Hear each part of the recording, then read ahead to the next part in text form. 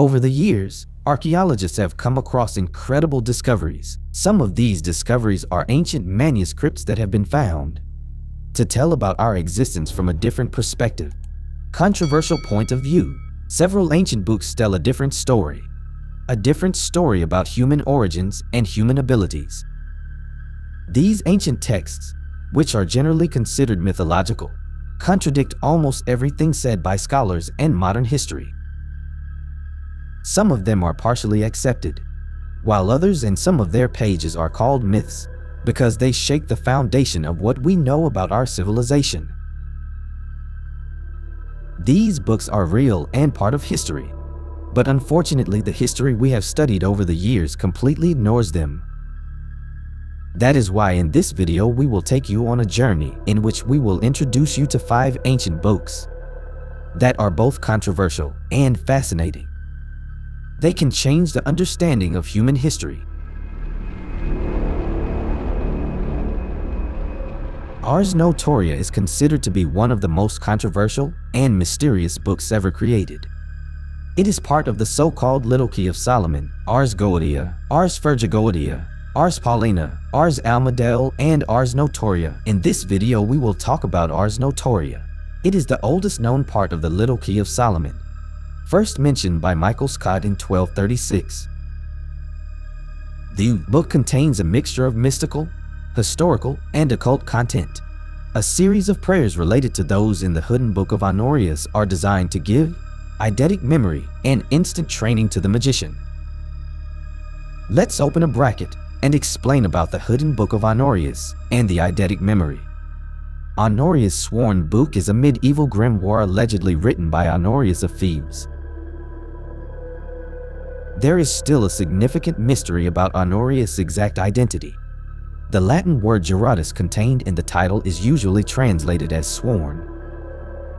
In this case, it is intended to mean bound by an oath. The book is one of the oldest surviving medieval grimoires, as well as one of the most influential. In 93 chapters, it covers a wide variety of topics, from how to save our souls from purgatory to catching thieves or finding treasures. Contains many instructions on how to summon and command demons, perform other magical activities, and knowledge of what is in heaven. Eidetic memory, more commonly called photographic memory, is the ability to recall pages of text or numbers and the like that contain many details of high-precision memory that have been seen even once. Some copies and editions of Solomon's Little Key completely miss Ars Notoria. Weight, for example, completely ignores it when describing the small key.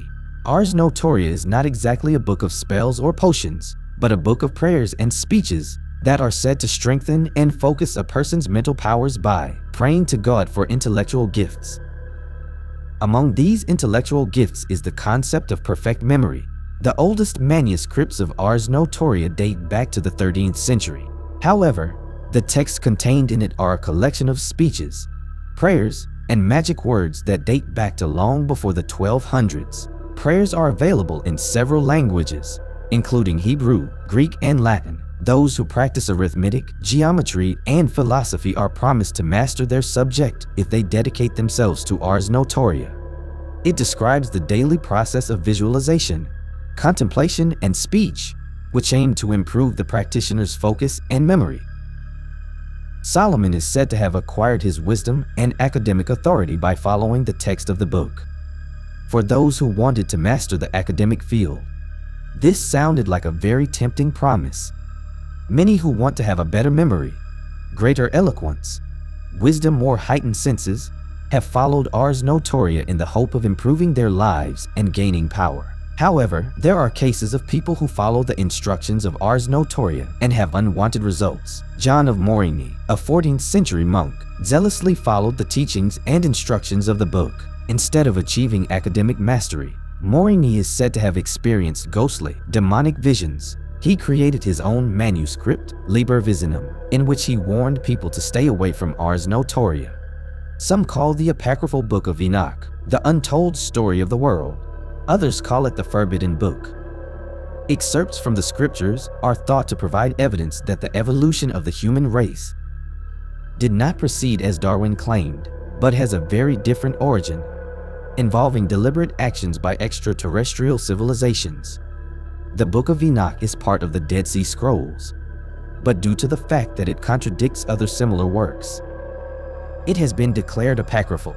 Although it seems true, it is considered a dubious source and, due to this fact, is not included in the generally accepted version of the Bible. Impartial analysts of the book came to the conclusion that it may be part of the source material for the book of Genesis. The Book of Enoch tells us that Enoch, who lived 365 years before the Great Flood, was the father of Methuselah and the grandfather of Noah. The stories continue with those about unusual creatures with modern technology. At the beginning of Genesis, there is talk of bloodthirsty giants circling the earth, but the Book of Enoch specifically talks about where these giants came from. According to her, they were sent to earth as observers to watch over people. It is believed that this refers to an alien civilization whose representatives are called angels in the book. However, some of these observers were seduced by the mortal women and began to reproduce with them. The fruit of this love is better known to us as the Nephilim, bloodthirsty giants sowing desolation and destruction on earth. Alien observers also taught us how to produce weapons, magic, cosmetics, and others that later led to the collapse of humanity. It is believed that the Great Flood erased the evidence for everything described in the book. One version of why the Book of Enoch was banned is that it contradicts much of what scholars have said centuries ago, as well as church leaders, proving the existence of alien visitors. Colburn's Bible is a 3,600-year-old manuscript that includes a prophecy about the appearance of a heavenly destroyer. It is also called the Coil Book or the Colburn Manuscript. In particular, this is a whole collection of manuscripts consisting of 11 ancient texts discovered during a fire in Glastonbury Abbey. Its history begins in ancient Egypt. 6 books were written by Egyptian priests, together with Phoenician sailors. The books fall into the territory of future England, into the hands of the Celtic Druids. They kept the scrolls and supplemented them. The manuscripts then found themselves in Glastonbury Abbey, where the Holy Grail was once thought to be. In the 18th century, the book was published as Coil's Book. Ancient manuscripts describe the events of the Old Testament, but with a much different interpretation. The story of the flood is described without divine intervention. According to Colburn's Bible, the cause of this event was the fall of a celestial body, a destroyer. It is believed that the Egyptian part of the text was written after the Exodus, which is described in the Old Testament. It mentions the existence of ancient civilizations before the creation of Adam and Eve. Even fallen angels are mentioned. The second part of the manuscripts is the work of Celtic Druids. They shared their knowledge of mathematics and astronomy. Some scholars consider it to be the first Bible written without divine nuances. There are many prophecies about the future appearance of a terrible celestial object on our planet and cataclysms that will occur.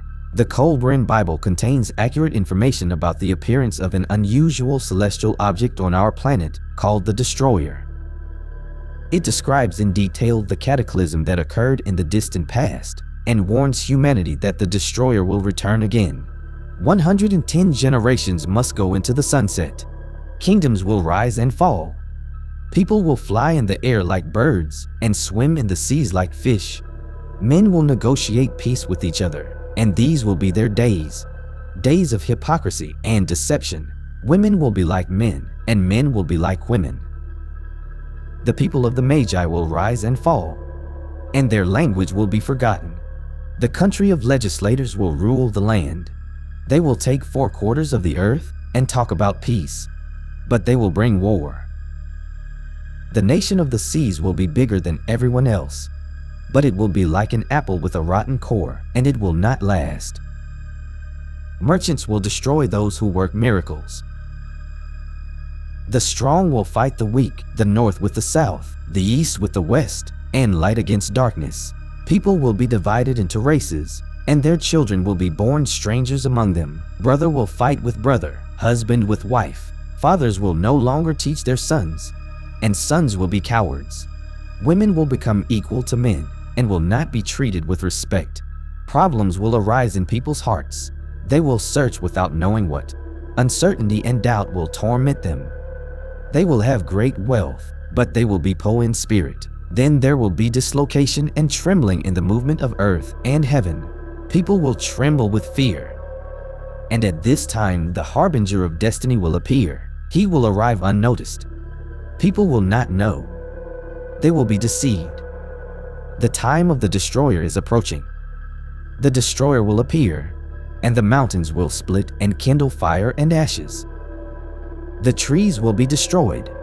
The waters will consume the whole earth, and the sea will boil.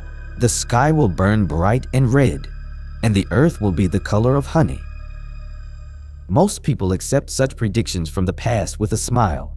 Are we making a big mistake with this? Will we regret ignoring these warnings in the near future? Only time will tell. He is considered one of the most important deities in Egyptian mythology.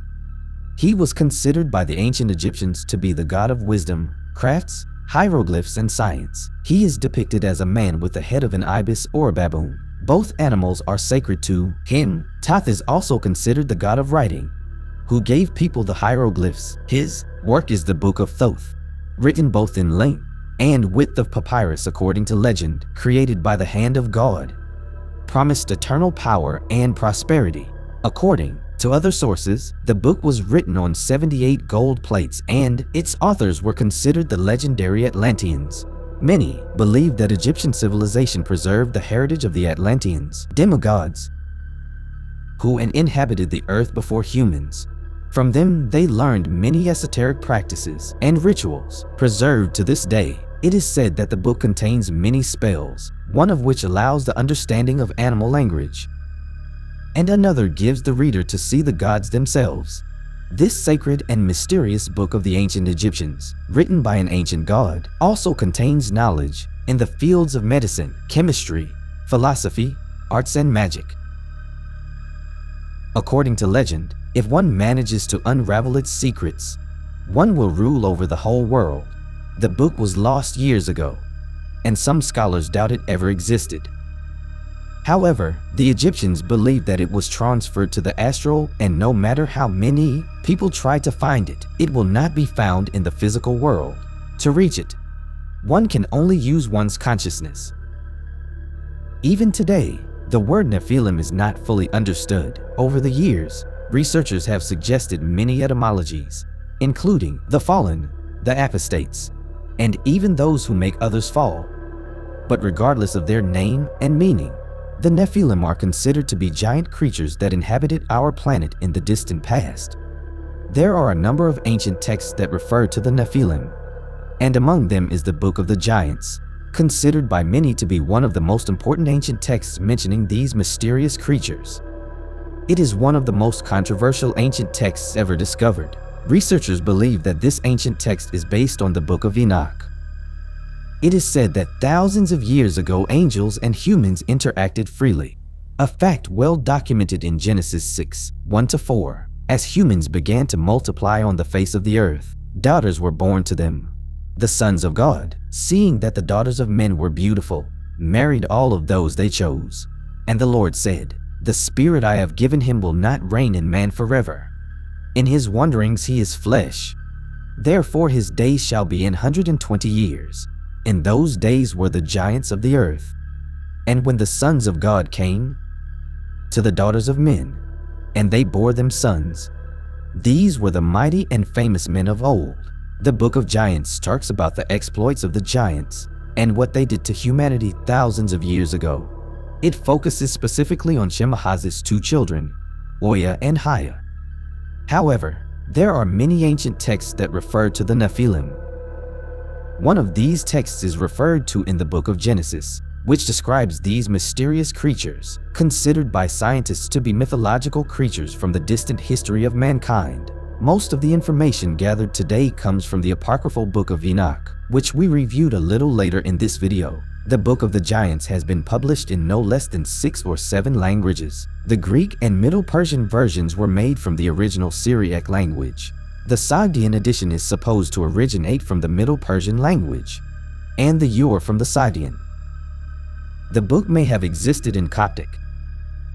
The Book of the Giants, which by the way is incomplete, offers a different perspective on the Nephilim. According to the ancient text, the giants, as the Nephilim are also called, learned that because of their violent morals, imminent destruction awaited them. They asked Enoch to speak on their behalf to God. Ancient texts detail how the Nephilim lived on earth and created chaos and destruction. At one point in history, they began to have prophetic dreams about Armageddon. Fear gripped their hearts. According to the texts, the first of the Nephilim to have such prophetic dreams was Mahui, the Titan, the son of the angel Barakil. In his dream, a large slab sank under the water, and when the slab surfaced, only 3 names remained on it. It is believed that this symbolizes the great flood and the final destruction of all but the sons of Noah. The Nephilim were unsure of the meaning of their dreams and spent much time arguing about what Mahui had dreamed. However, they failed to interpret the meaning. It was not long before 2 other giants, Ohir and Hahia, sons of the fallen angel Shemias, began to have similar dreams. Ohir and Hahia dreamed of a tree that had been completely uprooted except for 3 of its roots. When the giants realized that their dreams were prophetic, they sought help from Enoch. But Enoch was no longer on Earth, so the Nephilim sent one of them on a space trip. Mahui goes to Enoch and asks him to speak on their behalf to God. Enoch sent Mahui back to Earth, promising only to speak to God on behalf of the Nephilim. However, the tablets that Enoch sent back did not bring good news for the giants. Tell us in a comment what you think about it. Is it possible that in our past we have been in contact with much more advanced civilizations or perhaps deities? Do you think this symbiosis has led to a catastrophe? Please like the video, because if we collect 3,000 likes, it will be a sure sign for us that your topic is interesting, and we will start providing you with more videos with similar information. Support us by subscribing to the channel and share the video or leave a comment.